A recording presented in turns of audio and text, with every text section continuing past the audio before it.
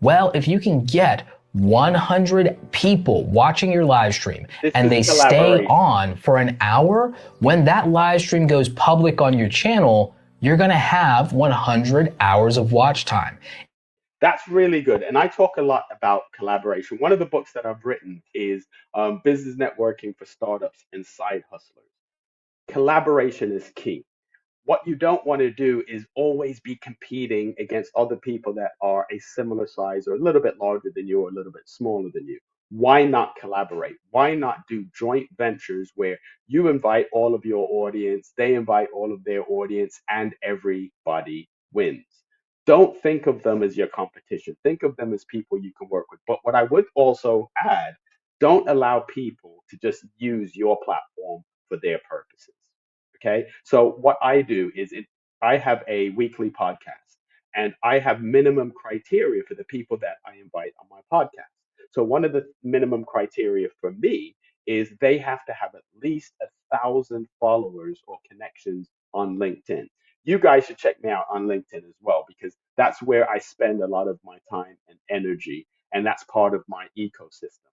But the other criteria that I have for people is they have to be active on social media. So what I want to do is invite them onto my show to give them a platform to my audience whilst they're exposing me to their audience, and we're all winning. So collaboration. And also I would say if someone invites you to be on a podcast and your first question is, well, how many followers do you have? Maybe you're thinking about it the wrong way, because quite often a podcast that somebody else is doing is going to give you an opportunity to get some content.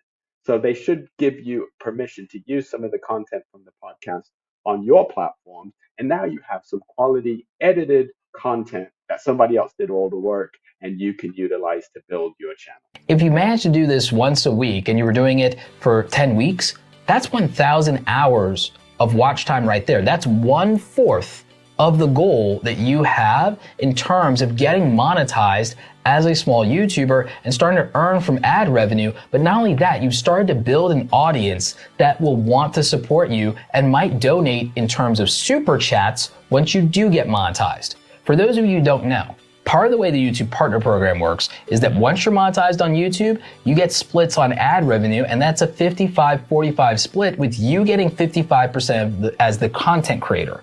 But what you may not realize is that when you do live streams, people can donate directly to you through what are called super chats, and you actually keep 70% of that, and YouTube only takes 30%.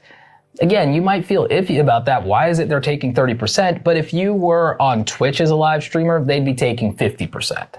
So this is actually a fantastic deal when you look at it. And it's a great opportunity. By doing live streams with your community early on, as long as you can get a loyal viewership on those live streams, you're conditioning an audience that shows up for you specifically and is the most likely to want to support you, not just with their eyeballs, but with their wallets. So this could be extremely lucrative in the future to get your audience used to you doing live streams. Since you're trying to monetize, I assume that that's something that would be important to you. Remember, you also get channel memberships now at 1,000 subscribers, which means people could decide to support your content monthly and maybe decide to kick in $5 a month for your exclusive content, or just for some perks that you give to the community, or just to support you because they like your content. Now, one of the things that you want to think about with that is adding value. So everything that I do is with the undercurrent of making sure that I add value. I'm not here to pitch and sell and put you in these random sales funnels. I'm here to add value, because I know if I add value to you, you will listen to my videos, you'll watch my videos, you'll listen to my podcast, you'll read my books by adding value to you. So I think if you're here to just make money and you're not looking to add value, you're probably not going to watch very many of my videos, because I talk a lot about adding value. And what you will find is money is the reward for adding value. The more value you add, the more you will generate.